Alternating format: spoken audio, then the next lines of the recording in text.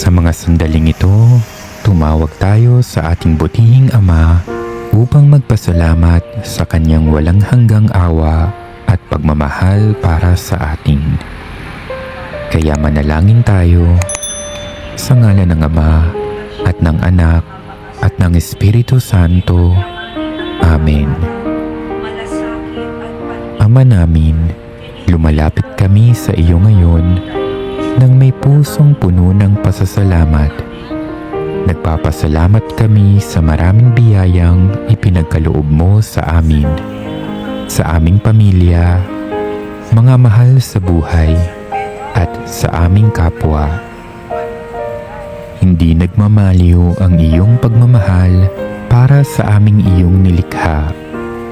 Hindi masukat ang iyong kabutihan. Sa araw-araw, patuloy mo kaming pinagpapala at binibiyayaan.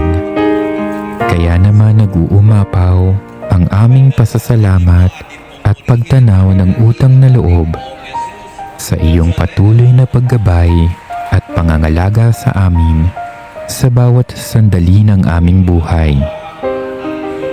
Nagpapasalamat kami sa kaloob mong buhay at sa pagkakataong gumigising kami tuwing umaga na may pangako ng isang bagong araw na puno ng pag-asa. Nagpapasalamat kami sa iyo para sa kagandahan ng kalikasan at aming kapaligiran na patunay ng iyong dakilang pagmamahal. Nagpapasalamat din kami sa iyo para sa pagmamahal at suporta ng aming pamilya at mga kaibigan, at para sa dulot nilang kagalakan at kaligayahan sa aming mga buhay. Nagpapasalamat kami sa iyo sa pagbibigay mo ng aming pang-araw-araw na pangangailangan at para sa pagpapala ng mabuting kalusugan, ng lakas at sigla.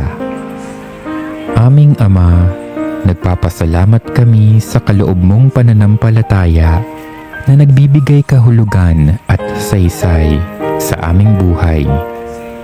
Nagpapasalamat kami sa patnubay ng banal na Espiritu at sa kanyang pagtulong upang harapin ang mga hamon ng mundong ito. Nagpapasalamat kami sa iyo sa pagpapakasakit ng iyong anak, si Hesukristo, ang aming Panginoon, at sa kaloob mong buhay na walang hanggan sa kanyang pamamagitan.